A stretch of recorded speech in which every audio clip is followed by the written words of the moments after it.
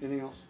Doctors check on Elizabeth Blankenfeld at Sanford Hospital in Sioux Falls, South Dakota, as they prepare to send her home. Feels pretty awesome doing what I did.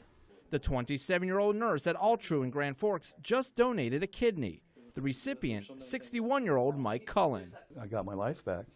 2 years ago, Cullen was diagnosed with IgA nephropathy, causing his kidneys to fail. It's about 1 per 100,000 individuals that will have that disease. It's more common in European countries than the U.S. Cullen was immediately placed on the transplant list. His health gradually declined.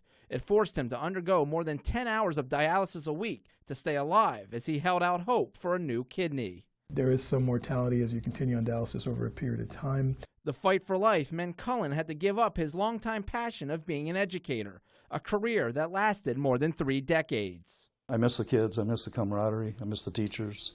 I had a really, really great career. This transplant wasn't a random match. Cullen was actually Blankenfeld's high school principal here at the Elkton Public School in South Dakota. Mr. Cullen was a really great principal to have. He helped a lot of people out. He was just always encouraging people to do their best with school. I don't know how you thank somebody for that. I don't think there's too many people that are around, especially high school principals, superintendents, that a 27-year-old former student would give their kidney to. Here in Elkton, we are a family. We care about each other, the staff, the students. So when you hear that a former friend needs something to save their lives, people step up. Blankenfeld graduated in 2006 and, like most, did not stay in contact with her principal.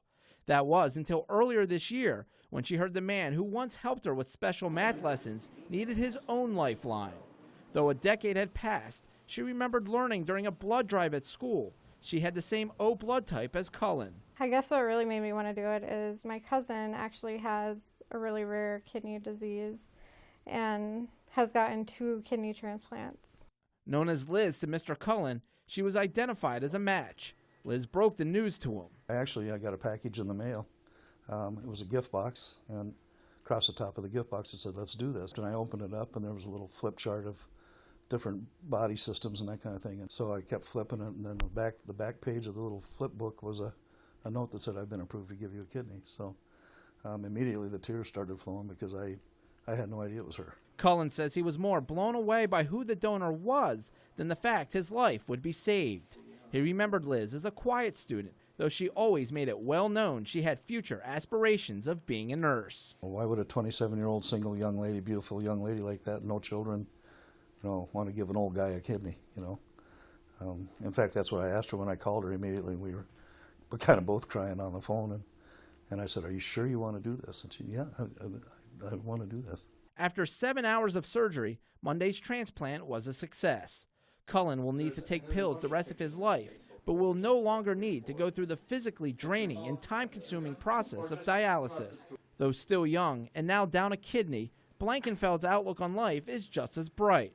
Rarely do kidney donors experience complications. We've had several studies that clearly show that donors tend to do very well. One, we tend to encourage them to be seen more so than actually some of the general population in terms of getting annual visits and follow-ups and so forth. So they tend to be more health conscious. With his new lease on life, Cullen is looking forward to moving to Minneapolis with his wife to be closer to their sons. He is also excited to get back on the golf course.